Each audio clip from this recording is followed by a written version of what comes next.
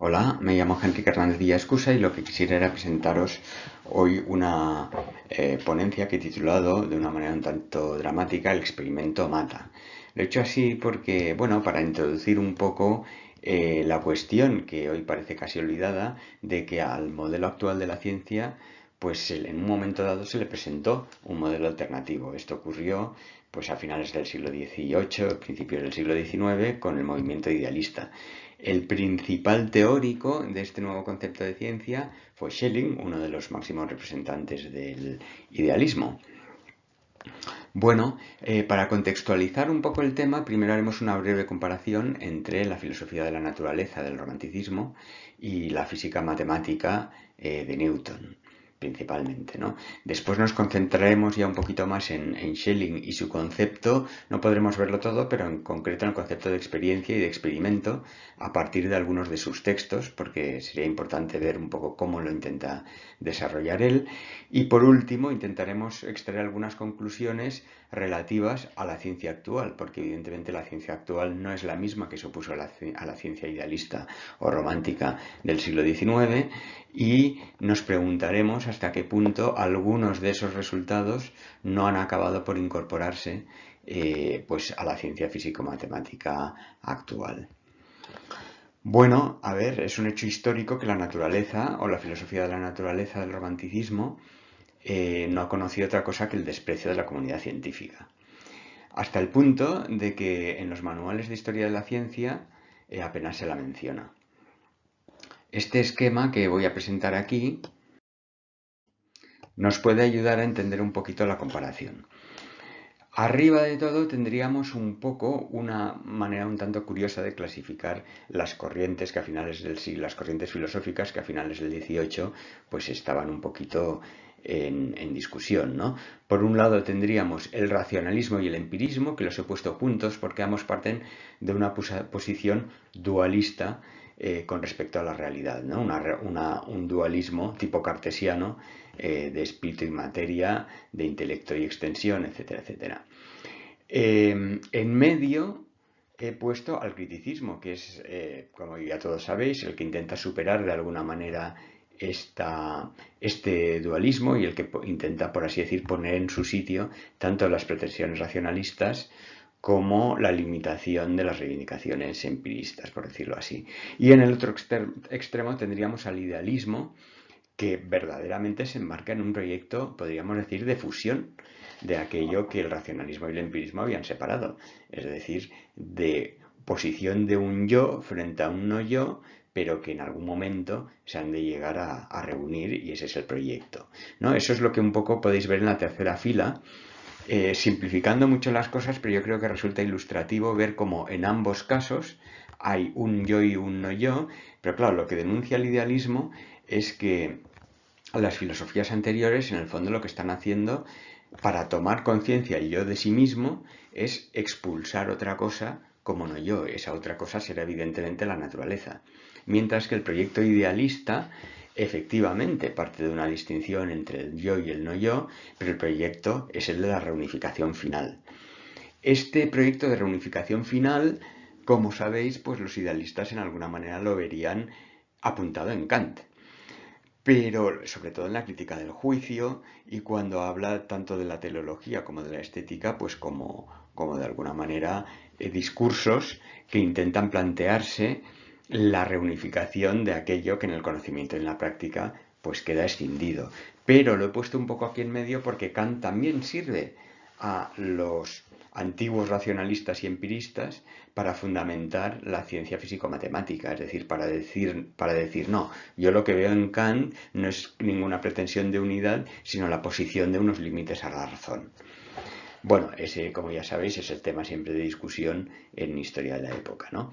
Pero lo que nos interesaba aquí es cómo estas dos posiciones en relación al yo y al no yo, pues de alguna manera fundamentan una división en torno al concepto de la física. El que triunfa hasta nuestros días es el de la física matemática, que partiría pues de esa visión de Newton, de Descartes, etcétera, etcétera, ¿no?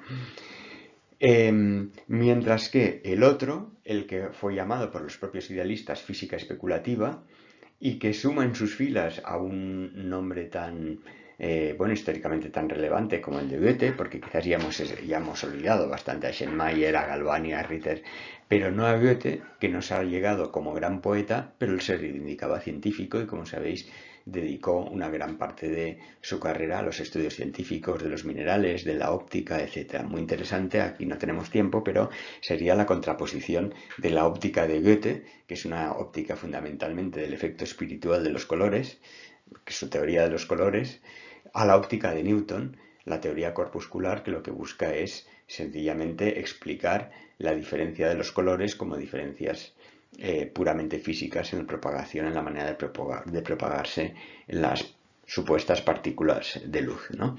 Pero bueno, volviendo a lo que nos interesaba, esta física matemática, digamos, newtoniana, lo que denunciarían los idealistas, o lo que denunciará en concreto Schelling, es que constituye la imposición de una forma a priori.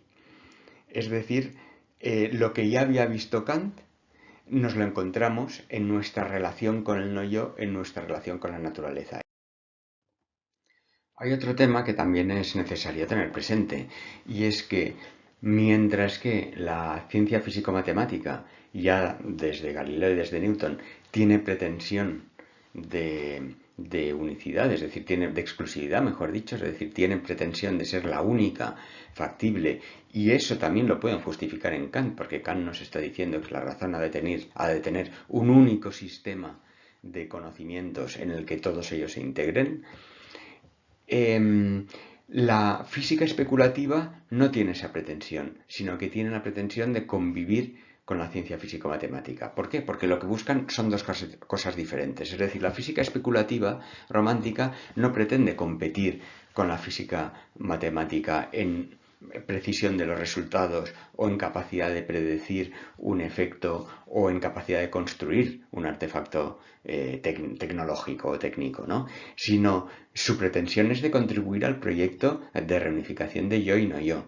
Por tanto, para ella se concibe a sí misma como un modo de relacionarse con la naturaleza completamente paralelo.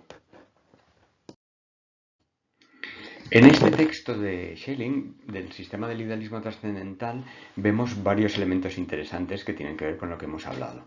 Primero nos dice, en tanto que opuesta a la filosofía trascendental, la filosofía de la naturaleza se diferencia principalmente porque plantea la naturaleza como autónoma. Aquí hay dos cosas que nos importan. Primero, que esta filosofía de la naturaleza, ligada a la filosofía especulativa, es opuesta a la filosofía trascendental. Igual que hay, desde el punto de vista de la física mecánica, dos caminos, en el cual la filosofía de la naturaleza es uno complementario, pues esa filosofía de la naturaleza es complementario a la filosofía. Es decir, hay un camino trascendental de unificación del yo, pero hay un camino que a través de la naturaleza ofrece a esta naturaleza como reflejo de la constitución del yo. Y eso lo puede hacer precisamente porque la naturaleza se está concibiendo de modo orgánico, de ese modo orgánico que había fundamentado Kant en la crítica del juicio. Por tanto, como una naturaleza autónoma que es reflejo de la autonomía de ese yo que se quiere reunir con ella. En este sentido, casi podríamos decir que Newton, que evidentemente es previo a Kant, pero si Newton tuviera que adherirse a una parte de la obra de Kant, sería a la primera crítica de Kant, mientras que Schelling está partiendo evidentemente de la crítica del juicio.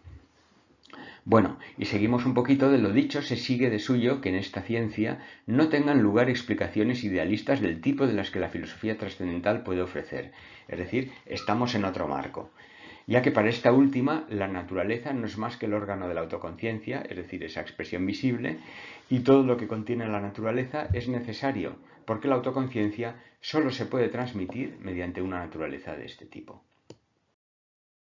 Y a continuación vamos a poder ver en otro texto cómo razona Schelling que la ciencia físico-matemática no puede ella misma fundamentar sus propios conceptos, cosa que sí que puede hacer la física especulativa. No vamos a podernos fijar en todo, pero bueno, nos va a ser bastante útil para lo que veníamos explicando. Dice, de hecho, puesto que el primer problema de esta ciencia, investigar la causa absoluta del movimiento, en última instancia no puede resolverse mecánicamente, ¿de acuerdo? Eso lo vemos en que Newton, por ejemplo, no había cuestionado algunas de sus propias nociones básicas. Porque desde el punto de vista mecánico un movimiento solo desemboca en el infinito a partir del movimiento. Es decir, la física mecánica, todas las explicaciones que da son a partir del movimiento, no puede dar explicación de lo contrario al movimiento, es decir, del reposo.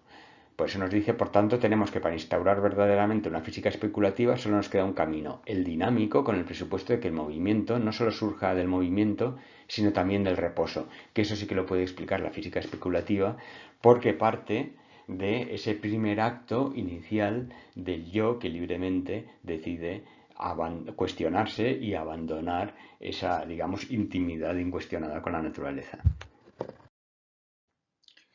Bueno, vamos a entrar ya propiamente en la cuestión de la noción de experimento y vamos a hacerlo recordando un pasaje de Kant. Aquí Kant utiliza el ejemplo de Galileo para poner de relevancia hasta qué punto el experimento supone una pretensión de conformar la experiencia a nuestros esquemas a priori. Así dice que la razón solo reconoce lo que ella misma produce según su bosquejo, que la razón tiene que anticiparse con los principios de sus juicios de acuerdo con las leyes constantes y que tiene que obligar a la naturaleza a responder a sus preguntas. Y como podemos ver, comparando un poquito en las líneas de abajo, Schelling se expresa en el sistema del idealismo trascendental en unos términos muy similares. Dice, todo experimento es una pregunta a la naturaleza a la que ésta se ve obligada a responder. Pero toda pregunta comprende un juicio escondido a priori. Pero hay que tener en cuenta que para Kant esa anticipación siempre era formal, que estaba siempre a la espera de las sensaciones que pudieran darse a la sensibilidad. Schelling, en cambio, ahora sí que ya vamos a ver que va a ir mucho más allá.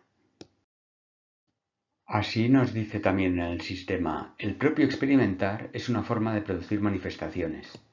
Por lo tanto, el primer paso hacia la ciencia ocurre en el campo de la física cuando empezamos a producir nosotros mismos los objetos de esta ciencia.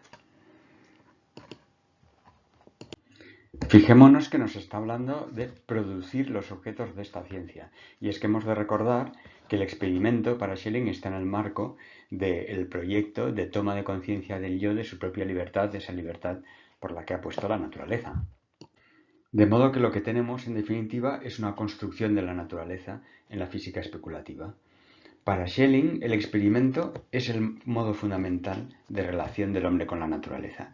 Pero claro, es un experimento diferente y de hecho los dos, como decíamos antes, coexisten. Cuando el investigador establece unas condiciones que ha determinado previamente y espera unas consecuencias mecánicas que constituirán el objeto de su observación, entonces es un instrumento, el experimento se convierte en un instrumento de la física empírica, pero cuando es entendido como un fragmento de libre construcción de la naturaleza a partir de sus fuerzas fundamentales, a partir de la vida del organismo, ese mismo experimento pasa a formar parte de la física especulativa.